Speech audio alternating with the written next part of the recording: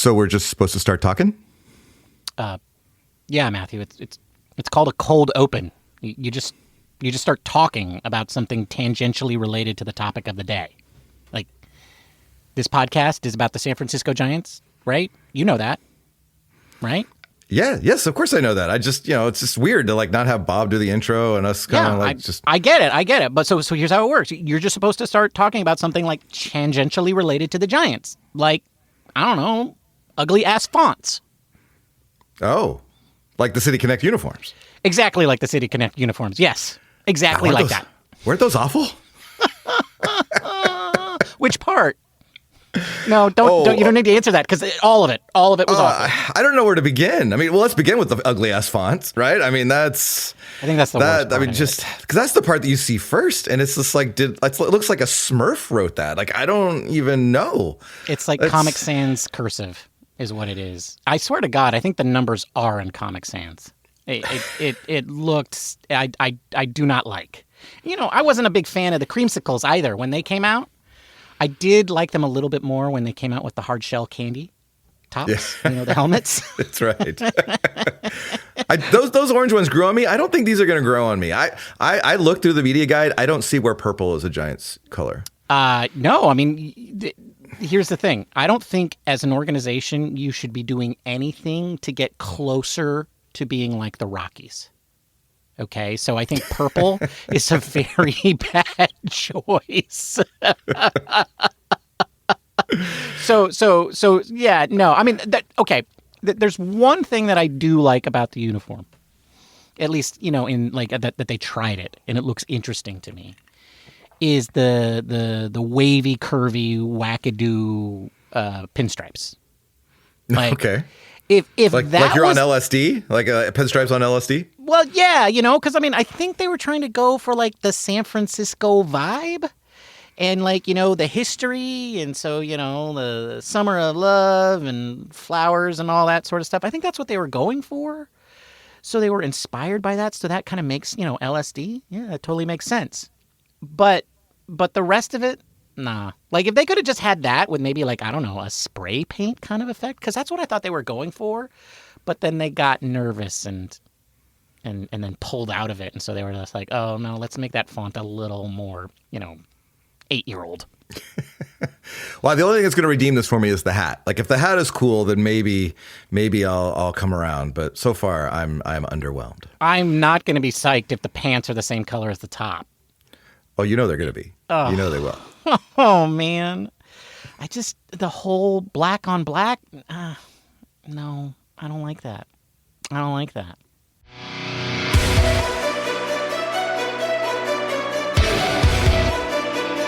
The Giants are rolling. The vibes are flowing. It's time for Giant Cocktails. Here are your hosts, Ben and Matthew Henry.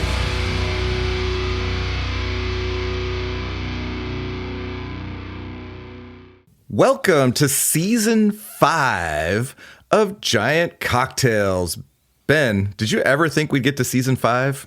No, I didn't think we would get to episode 5. So same. Everything since then has been gravy. I mean, like what's weird to me is that we're actually now we're almost technical with things, and we're starting with new formats.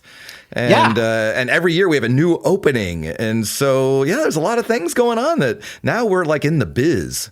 Yeah. I mean, and Bob's excited. Like that sounded like optimism. The vibes are flowing. They won spring training. So Bob is optimistic.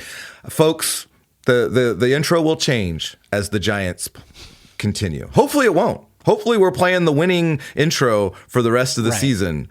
But if the Giants falter at any point, there's a couple other options that we will plug in there that Bob will elaborate on. Right. Bob said that he couldn't any longer pretend like the wins and losses and, quite frankly, mediocre baseball wasn't affecting him. And so in order to keep him on board, we had to let him have a little bit of leeway. And, that's right. In the openings, so we're just gonna let Bob run with it. Yeah, however the Giants are playing, he's gonna just figure it out. And and that's not the only thing that's happening with this new format. As you could see, we started with us talking, and so that's just trying to like force us to get into Giants talk and not talk about my kids as much. Really, that's the only reason we're doing that. And really, we want to get more efficient with our episodes because those of you who've been listening to us for a while know that we can be a little verbose and we can rant for long periods of time. And we realize that everybody's got a finite amount of time in their day. And so we're going to try to be more concise about our Giants news. Aren't we, Ben? I thought I agreed that we were going to cut out you talking about your kids. I didn't agree to me ranting less. Yes, you did. I feel like I would have remembered that. And no, don't say it was anything implied, Ben. It was implied. Oh, I was implied. I go, okay. Well, most of the time when I'm ranting about baseball. Like, isn't that the point of the show? Yes, but then you tend to go on and on and on, and you repeat yourself like 3 or 4 times. So yeah, well, what do you? We're going to try and work on that. We're going to try to work on that, and we're going to make the shows a little shorter, which means we're going to be less inebriated. I mean, we're not going to be less inebriated. We're just going to be less inebriated on the show. Yeah, beneficial side effect. Yes. Yeah, yes. I mean, so there is that. So maybe I will repeat myself less. Okay. All right. Well, Ben, this is episode number 279. We have this. I can't even believe that. That's a lot of episodes. But did you know, Ben, that Matt Cain had a 2.79 ERA when he went 16-5 and led to the Giants to their second World Series championship in 2012? No, I did not know that. 2.79. That's pretty amazing. That's pretty good. That's pretty good. That Matt Cain guy, he was all right. He was okay. He was okay. Yeah. Isn't it time for the booze, boys? Oh, yeah, Wow. Bob. But things are going to be a little bit different this time. Ben and I are not going to talk about what's in the cocktails until the end of the episode. What are you drinking, Ben? Well, Bob, thank you for asking. That's very kind of you. Since it's opening day, Bob, I have to be drinking something with the bubbly in it. So today I am having something called the San Francisco 25. And I will tell you what is in the San Francisco 25 at the end of the show. But right now, I'm going to pour my bubbly into my gin. What are you drinking, Matthew? Bob, I'm drinking a bourbon cocktail because it was requested by a favorite listener, Scott. Only listener, Scott? Well, anyway, Scott. This is not the only listener, Matthew. I see the stats, okay? Oh, okay. Believe it or not, they slowly go up every year. That's awesome. All right. Well, that's good to know. But Scott requested a bourbon cocktail, and I'm always one to drink bourbon. So I am drinking an original cocktail called the Black and Orange. And we'll talk more about that at the end of the episode. Wait a second. What? Never mind. You made the rule that we can't talk about it until the end of the show. You stole that name. You stole a name. You stole a name. I borrowed from it, but I did not steal it. And I know what you did, and now you're going to be like, oh, no, we got to go talk about baseball. Remember, we're supposed to be concise. It's the new format, whatever. All right. Well, we should probably talk about what's going on in Giants land. Today, Ben, is Wednesday, March 26th, as we record this podcast, which means it's one of the best days of the year. It's opening day eve. That's right. It's opening day eve. That means everybody's in first place, including the San Francisco Giants. You know, like everybody's got a chance. We're tied with the Dodgers. We're tied with the Dodgers. We're also tied with the Rockies, so take that for what it's worth. We're tied with the Dodgers. Actually, we're not, right? They're like we're not. We're not. There it is. It is. Yeah. No, I forgot that they played. I didn't even. Yeah, did those games even happen?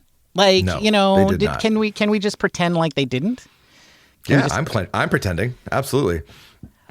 Yeah. So it's opening day, which means the Giants' record is 0-0. And I know that's when you're supposed to be optimistic, Ben. oh, right. Okay. So, yeah. No, and I am optimistic. Nothing bad has happened in the regular season yet. No. And almost nothing bad happened in spring training until Gerard broke his hand. And then missed his surgery?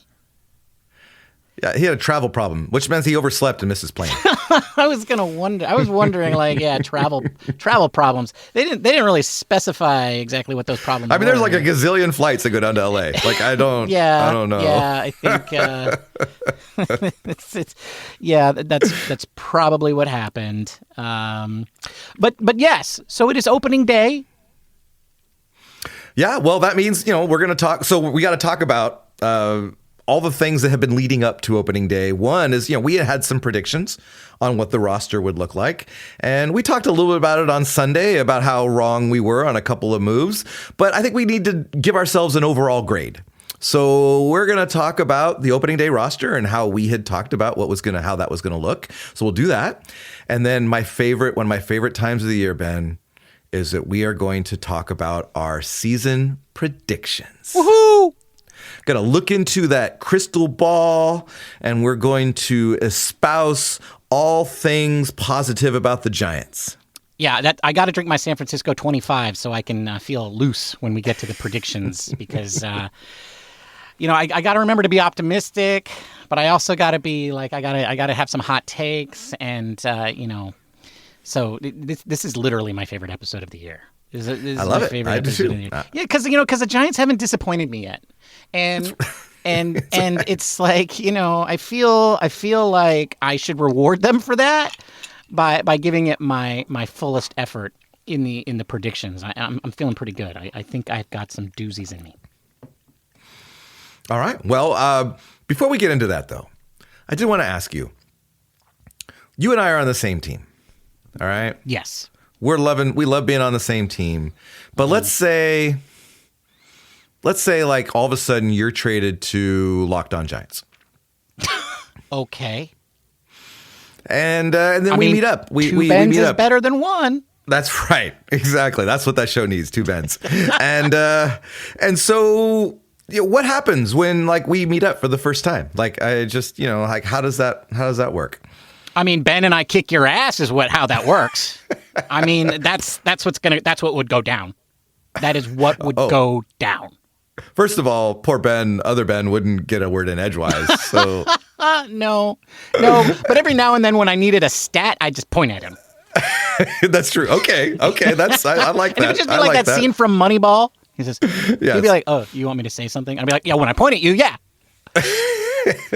Well, I think that's got to be what like Taylor and Tyler Rogers are talking about tonight, right? Oh, yeah, that's right. I was wondering where you're going with this. That's right. Yeah, well, Taylor's a Cincinnati Red. He is. He got demoted to the Reds, and might even be their closer because their closer I think is hurt, and so. So yeah, Taylor.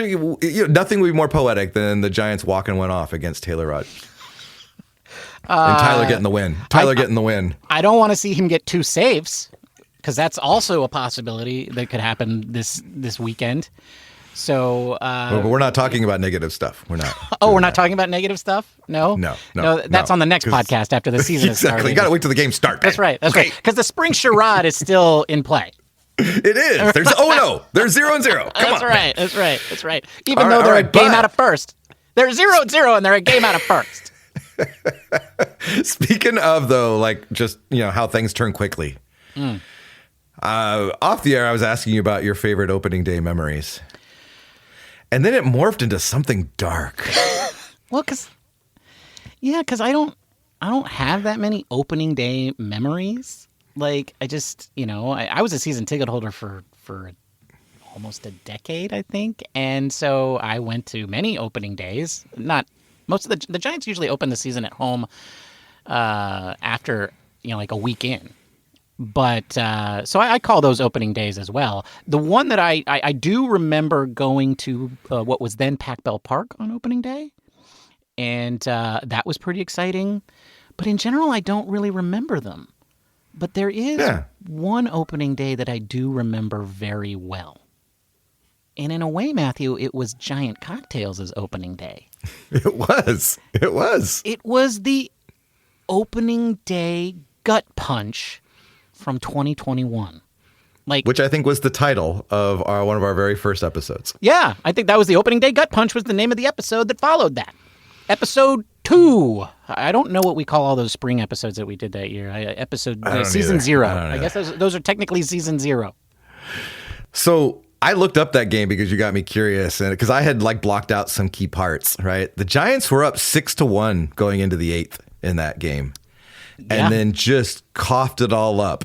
Now, at one point, we thought Alex Dickerson tried to save us. We were down 7-6 in the 9th. Dick. And Alex Dickerson hits a game-tying home run, so gives a little bit of excitement. Jake McGee shuts him down in the 9th. We go in the 10th, and that's when Rob Manfred. I think it might have been the first year, maybe no. It seemed like, I don't know. Anyway, there was that dumb runner on second base, right? And then Jose Alvarez was like, "Oh, there's a guy on second. I think I'll just walk 3 consecutive batters to force him in." You hated that guy. And for good reason. I mean, that's true. He walked 3 consecutive batters on opening day, Ben. Yeah, you don't come back from that. No. You don't get back on the fans' good side from that. I don't even want to look up where he's probably, he probably went off somewhere. You disliked him more than I dislike Brett Wisely. Yeah, that is true. Mine is just he's like a mild annoyance to me. You were deeply, deeply angered by that man, by Jose Alvarez. So that's actually the strongest opening day memory that I have is the gut punch. And I think it's thanks to this podcast. Yeah, well, hopefully tomorrow will be the exact opposite of that. No more I hope gut it's punches. exactly the same. No more gut punches. I hope they get blown. They give up a 6-1 lead. So they go on and win their 106 games or 107 games over the next 161? Right. Lou Trevino will come into the 10th because Walker will have pitched the 9th. He'll walk 3 guys in a row because obviously that's what cronyism gets you. And then they'll win 107 games. So yeah. Okay. Let's just do it. Let's run that back again. All right. We'll see. We'll talk about that on Sunday's episode. But okay. So I guess it's time to get into the roster stuff. It is time to get into the roster stuff. So you and I, we weren't terrible in our predictions. No, we weren't. And you know what? I have to admit something, Matthew. Oh, okay. We did really well in our predictions. And by we, I mean, hey, you. Wait, what was that? I sneezed. Sorry. No, I think you said you. What? I may or may not have said you. Are you giving me credit for Lou Trevino?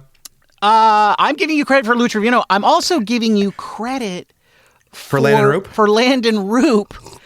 And even though I tried to wimp out of it on the last episode. That's right. And it's as is your fashion. I mean, I overthink things, Ben. I just overthink. Yeah. You are kind of a wet noodle. You overthink things, and then you flippy flop. And well, it's just because my gut has been punched too many times, so I can't trust it. I can't trust it. That's right. But anyway, so we did pretty well. We did pretty well, and I'm not saying I agree with the choices that the Giants made, but we predicted them accurately, and I never would have gone with Trevino, and you did, and I obviously wanted Birdsong, and you said he was the 5th starter. So I commend you on your predictions, and if that continues for today, then you're probably going to get a lot of predictions from today correct. And well, I hope so. I like being correct.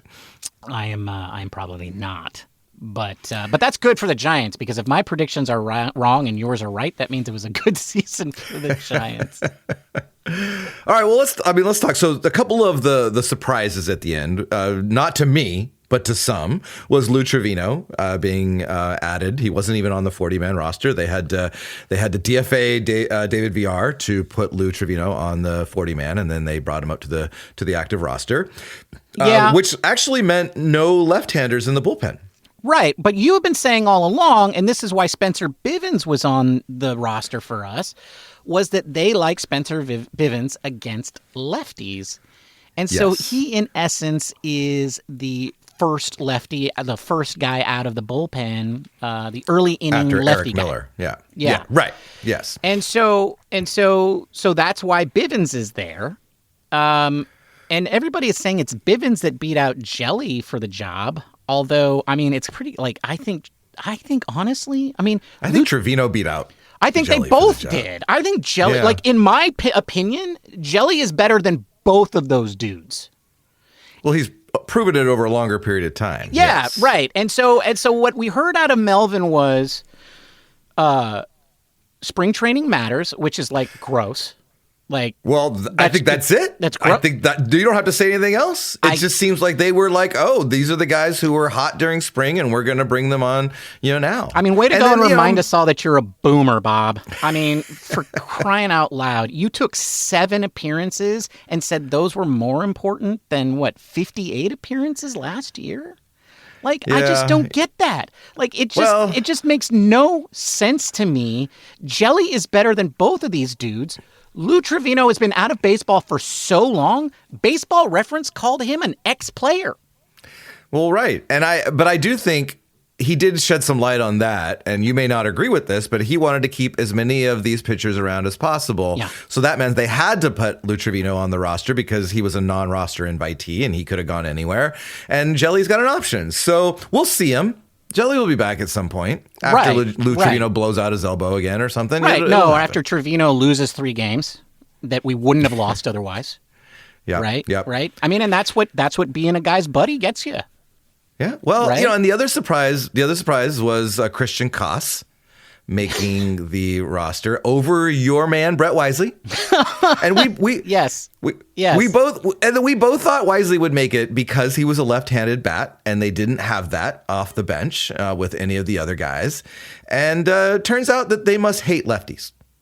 The Giants just don't seem to care that they don't have a lefty. Yeah, the less lefties they have, the better. When they call somebody lefty, they mean it as an insult. Exactly. I mean, yeah. I guess.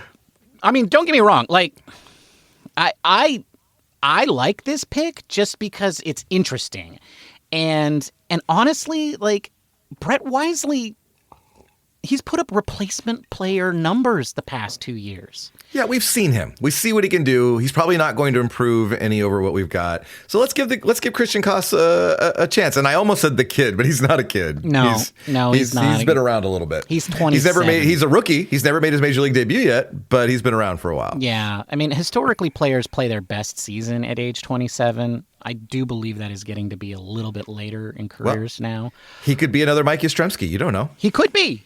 Mike didn't make his debut until he was 27. So we don't know that. I mean, we don't know. And this was a Farhan pickup. Yeah, he was. Yeah.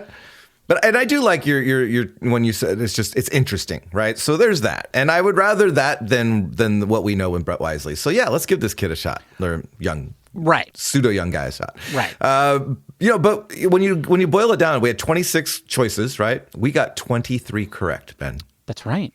The only ones that we missed were Brett Wisely, as we said, Tristan Beck, who we thought was a lock, and Sean Jelly, who we also thought was kind of a lock. We did. What?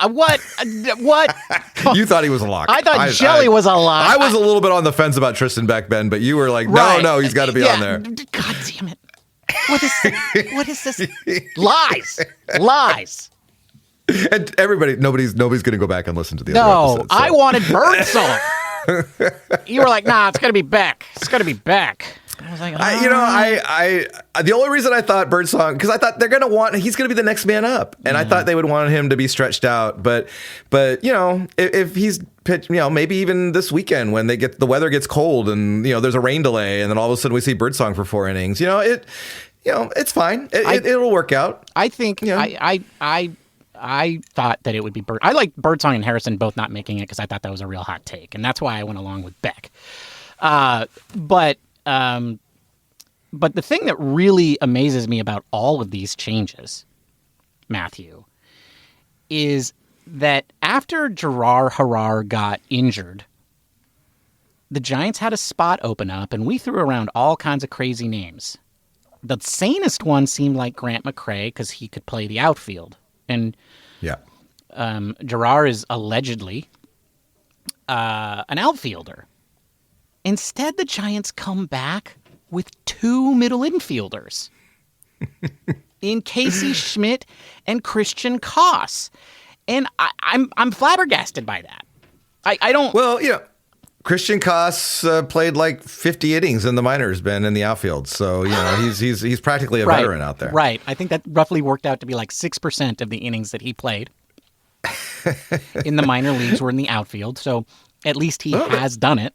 Yeah, and I think they feel comfortable enough with him being the 5th outfielder if they need to do that. And they liked his bat this spring, and he had a good spring. So, they're going to ride that. And does he finish the season with the Giants? I think that's debatable. Yeah, well, so see, I'm okay with Koss beating out Wisely in spring training because neither of them has a great track record behind them that says that they should be given credit for that. So, I'm okay with this choice, and I don't really think we're losing a lot. Koss looks really great defensively, and he did have a good spring, so at least we know he can hit sometimes, just like Brett Wisely once hit 2 home runs in February. So in that sense, I'm not really that surprised. It does just seem like they certainly have a lot of right-handed middle infielders who are all kind of like, they're not going to be that great at the plate, right? I mean, their projections are all running around 90 WRC, weighted runs created plus or less. And remember, 100% is average. So none of these guys is going to, light the world on fire. But Wisely did have the lowest projections of the 3, and then Koss and then Schmidt. So, I think the interesting thing will be when Encarnacion comes back, who's the first one sent down, and so that will be interesting to see. Is it going to be Schmidt? Will it be Koss? At that point, maybe somebody else is injured. We don't know, but that's maybe the way it always goes, dude. That's the way it always goes. We always talk about roster crunch. You write it down in the show notes so often. I think it's every other episode you write down roster crunch, and it never happens. It never crunches. It never crunches because somebody gets hurt. And but anyway, I do want to say one thing. We got 88% right. That's like a B+. And usually, Matthew, I'm down for that. I'm a B+ kind of guy. I was an A guy, man. I know. And you worked twice as hard as I did to get those 3 extra percentage points. I did. And it's just not worth it. It's not worth it. But I will tell you this, man. All right. I cannot believe I missed an A because I picked Brett Wisely. I cannot believe that. Yeah. Well, sometimes we have to just, It's like I got the one question on the test that I knew the answer to and I still got it wrong. Sorry, Ben. I suck at predictions. Well, let's test your predictions then. Let's do it. I'm ready. Okay. Wait. I gotta pour out another San Francisco 25. Okay, I actually made 2 of my black and oranges, so I am well into my second right now. Oh, I made 2 too, but I just finished my first. And apparently my first one was pretty light. I mispoured. Oh, you need to fix that then. All right, Ben. Yeah. Let's get into this. All right. First question. This is the hot button topic of the day. Okay. Will anyone hit 30 home runs? Will anyone hit 30 home runs? Breaking one of the 2 curses of Barry Bonds? Yeah, yes. And I thought Gerard might have a chance, but now I don't think so. He's going to miss significant time. So Gerard was your best choice? he wasn't my best choice, but the more marbles you have in there, the more right. The better are you have a chance to win, right? Right. The more marbles you put into your wrist rocket, the more victims you hit. I don't know why that analogy came to my mind, but it was my Rotary Club does a raffle that there's marbles in a bag and you have to pick the right color raffle or marble, and so that's what came to mind. It was a terrible analogy. I can't believe I said it, but anyway, I just want more bullets in the gun. Wait, that's it. More bullets in the gun. Are you 100 years old? Did all the words that just came out of your mouth? I don't even. I know. I'm the youngest guy in my Rotary Club, so that's that. I don't. Okay. Can we get back to politics, getting concise, please? and we're not talking about my personal life anymore. So let's go. Right. Like I said. Answer the question, Ben. Will anyone hit 30 home runs? No. I'm sorry. A curse is a curse. And you need something great to break a curse, and I don't think that great thing is here yet. He's well, we don't know where he is. He's going either to Sacramento or somewhere on the East Coast, and he hasn't played all spring because he's got a sore wrist. So until that kid comes along, the curse is unbroken. And so no, nobody's going to hit 30 home runs, but here is what is going to happen. 3 guys will hit 29, and 1 guy will hit 26. Chapman, Adames, and Ramos will all hit 29. Fitzgerald will hit 25. Okay, I'm going for it right now. 2 guys are going to break 30 home runs. Matt Chapman and Willie Adames, both. Of course you are. Because we're going to destroy that curse this year, man. Yeah, because it hasn't happened. Down. It hasn't happened in 100 years. It hasn't happened since you joined the Rotary Club. And so therefore, 2 guys are going to do it. Yeah, why not? Okay. Why not? Why not? Exactly. Man, this is one of those records that is just so pointless. Like, who cares? Who cares? I care. I mean, they led the majors in home runs in 2021, and nobody hit 30. I would way rather have a team that leads the league in home runs than have a guy who hits 30. Okay. All right. That's fair. That's fair. And did you not hear what I just said, Matthew? 4 guys are going to combine for over 100 home runs. Okay. Well, then that would be a good year, too. That would be a good year. That's sort of my backdoor prediction. And you know how I like to sneak in through the back door. Okay. And moving on. Mm-hmm. Will Harrison and Keaton Wynn, who, you remember him? Keaton Wynn. Mm-hmm. Will they make starts this year? And if so, how many? Okay. So first of all, I believe George Harrison is dead. So that's really inappropriate, Matthew. Okay, not that Harrison. Second of all, Wynn, you mean like the hotel guy? No, Keaton Wynn. Oh, right. Oh, I bet you meant that guy, Coyle. Kyle. Kyle Harrison and Keaton Wynn. Will either of them start this year? Yes. Yes. I mean, I think Kyle Harrison is going to make many starts for the Giants this year. Matthew, have you heard of this man named Justin Verlander? Yes, I have heard of him. Yeah. First ballot Hall of Famer. Yeah, right. On a track to win 300 games. Is he on the track to win 300 games? Yeah, if he plays till he's 50. Yeah, yeah, I think that's what it's going to take. His career started over 20 years ago. He's on the Giants, Matthew. Okay, so you're saying that the chances of him pitching a full season are not good? Slim to none, I would say, Matthew. I'd say, and if you are offended by that, and I don't think any logical listener is offended by that, but if you are, I also submit to you Jordan Hicks and Robbie Ray, and then just the injury gods. And so Kyle Harrison is going to make many starts for the San Francisco Giants. I hope for Keaton Wynn's sake that when the Giants need that 7th starter or 8th starter, because let's face it, Hayden Birdsong is going to get a few, that Keaton Wynn is that guy. Because he was, he was an effective pitcher before the injuries started bogging him down, and then Hayden Birdsong and Landon Root both moved past him, and so I hope for his sake he gets it back and he can be that guy. I expect both of them to make starts. I expect Harrison to make many starts for the Giants. Okay. That's fair.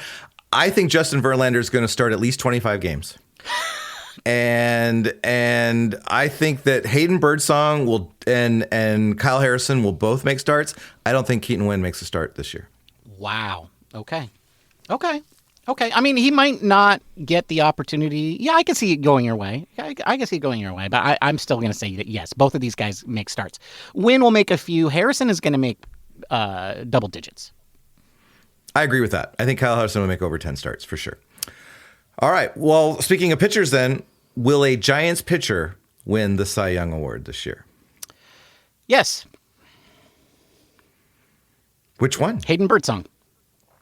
Oh, that's a hot take. I like it. I tell you, man, I gotta bring him. Yeah. Okay. You know, okay. This is as positive as I get all year, and and so I gotta zing a few of these out there. Hayden Birdsong. That's my hot take. He's gonna just burst onto the scene. Like, got his feet wet last year. Knows he can be here.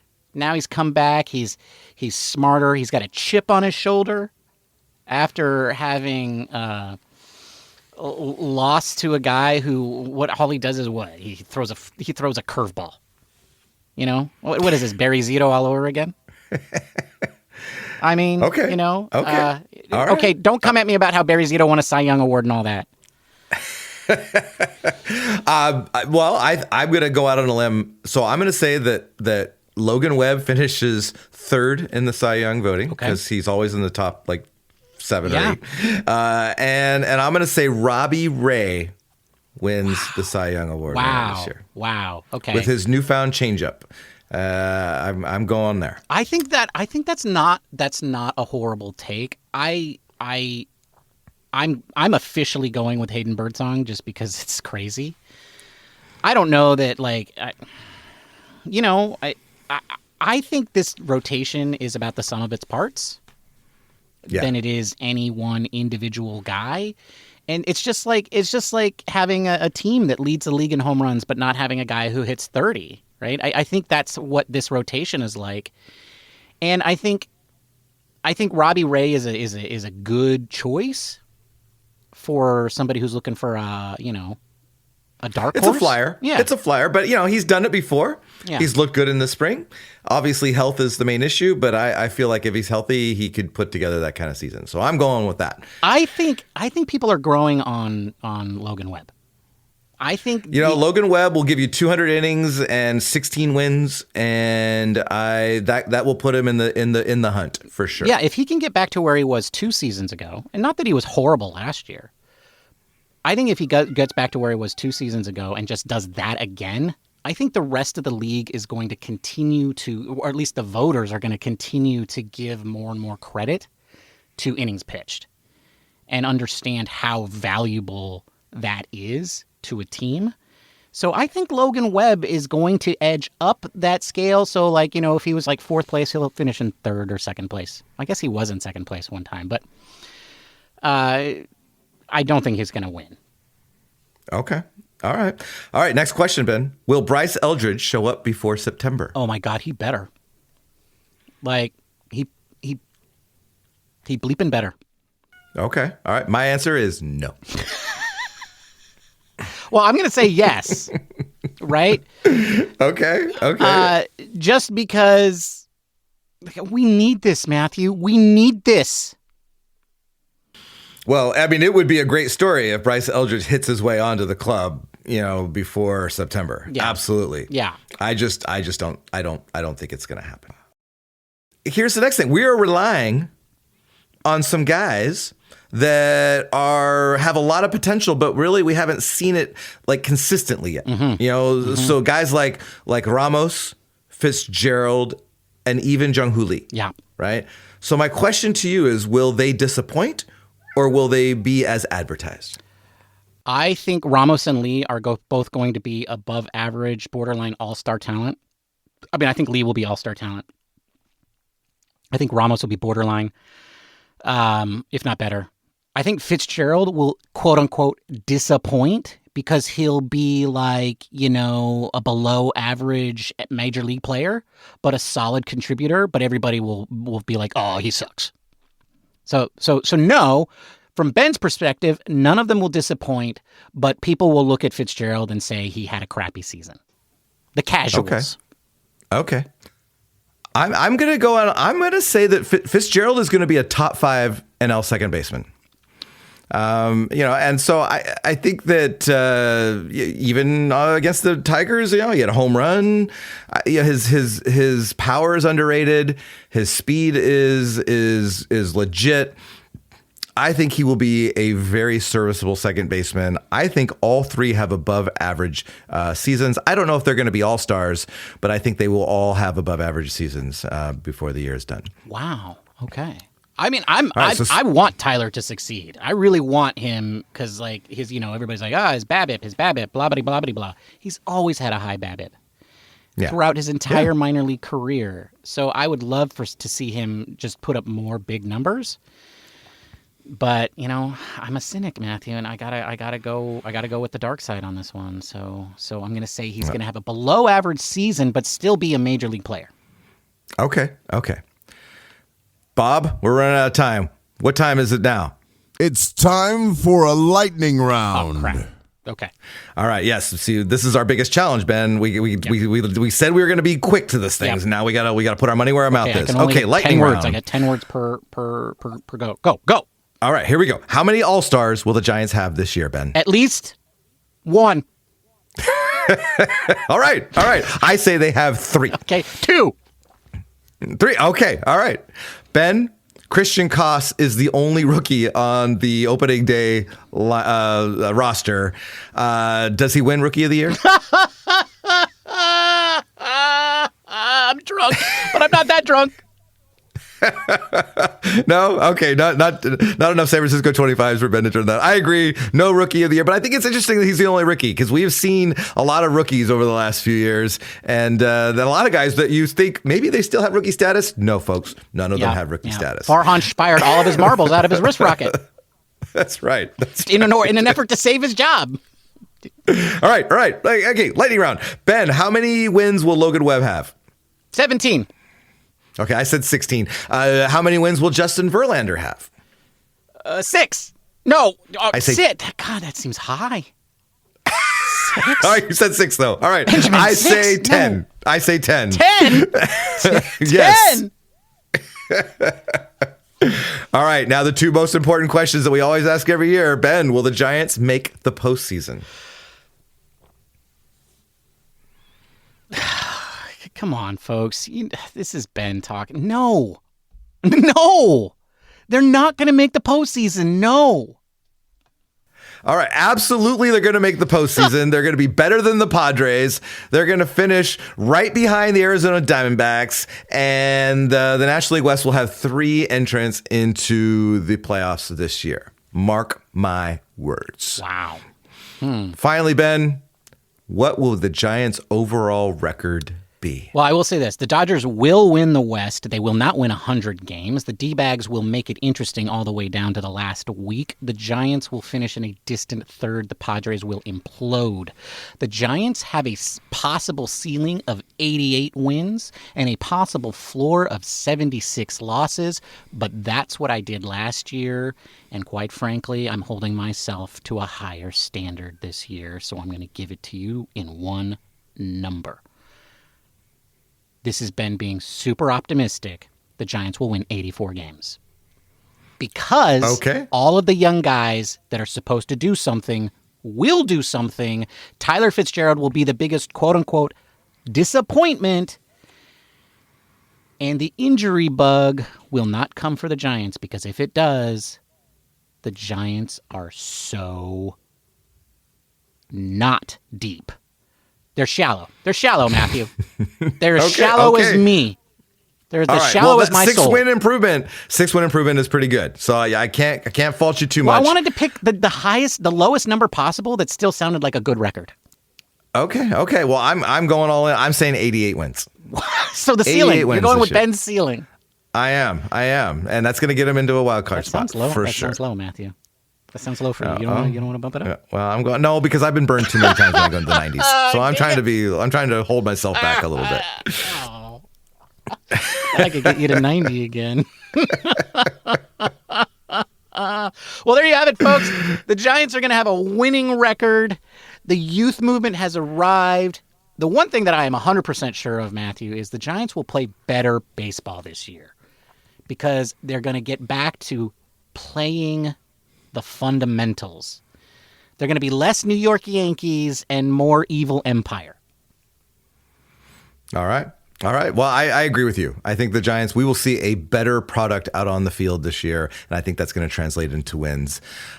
This is when we usually talk about upcoming opponents. We're playing the Reds, folks. Okay? That's in Cincinnati. And we're playing Thursday, not Friday, then Saturday and Sunday. So, get all excited on Thursday and then be totally like, jonesing on Friday Lost for a game. On Friday. Because Yeah. I just... It's all of that because, they have rain in the Midwest or something? I don't... Yeah, they try and hedge their bets a little bit. All right. Enough with the banter. Let's talk cocktails. Oh, that's right. Thanks, Bob. What? Thanks for the reminder. Folks, I'm drinking a cocktail that I'm calling Black and Orange. Beef. It is a little bit of a riff off of Ben's 2023 opening day drink that he called Orange and Black. Beef. But I made a bourbon cocktail because Scott requested bourbon. So it has 1.5 ounces of bourbon, a 1/2 ounce of Grand Marnier, a 1/4 ounce of coffee liqueur, a 1/2 ounce of Amaro Nonino, 1 dash of black walnut bitters, and 1 dash of chocolate bitters. You put all those into a mixing glass with ice, give it a good stir for about 30 seconds until well chilled. Strain that into a fresh rocks glass with fresh ice, preferably a large chunk. Give it an orange twist, squirt some orange oils over it and drop the orange wedge or orange peel into your drink. And that's what you have, a Black and Orange to celebrate opening day. That's a tasty cocktail. It really is. I've had 2 of them tonight. It's really good. What are you drinking, Ben? Thank you for asking. That's very kind of you. Anyway, Bob, I'm drinking a San Francisco 25, which is just a French 75, Bob, because it's opening day and you have to have bubbles. But in this French 75, I have 2 ounces of Venus No. 2 gin, 1 ounce of homemade Grenadine with perhaps a touch too much rosewater in it, 1 ounce of freshly squeezed lemon juice. You put all of that in a shaker with ice. You shake that until well chilled, and then you double strain that into a champagne flute, and then you top it with 2 to 3 ounces of sparkling white wine. Why not make it 4 ounces, Bob? Fill that sucker to the rim, folks. Indeed. That's a tasty cocktail. It's really good, Bob, and it packs a punch. Too bad the show was shorter than it used to be. And that's a wrap. Folks, thank you for joining us. We will be back on Monday with more Giants content. If you can't wait that long to get your fix, feel free to reach out to us on the social medias. You can find us in Zuckland, aka Instagram and Threads, where we go by the username Giant Cocktails. You can also find us on Twitter, formerly known as Twitter, and Blue Sky at the same username. Unless you're boycotting all those places because of the thing and the guy and the thing and the whatever and the jobs and the AI, hey, you do you, man. Yeah, you do just you. Stop us on the street or something. Good luck finding me. Don't forget, you can also listen to us on YouTube. So run over there to like, subscribe, and comment. But most importantly, be sure to leave us a positive review. And it's not positive if it isn't 5 stars, folks. At your podcasting platform of choice, a.k.a. Apple Forecasts and Spotify. Matthew, it was great talking the San Francisco Giants with you. Until next time, cheers, my friend. Cheers, Ben. Bye, everybody. Goodbye! Thank you for listening to the Giant Cocktails Podcast. Until next time, bottoms up.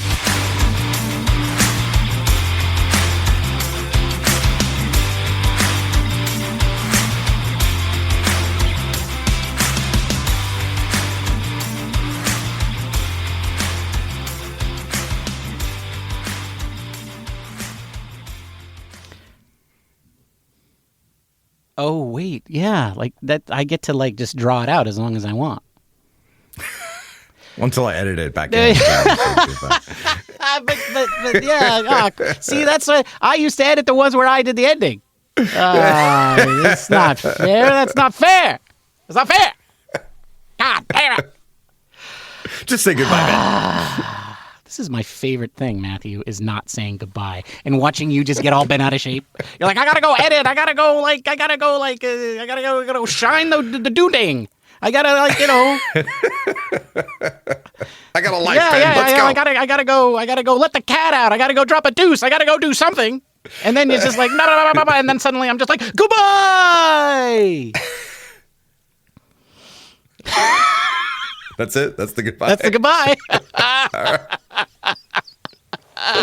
Oh, man. All right.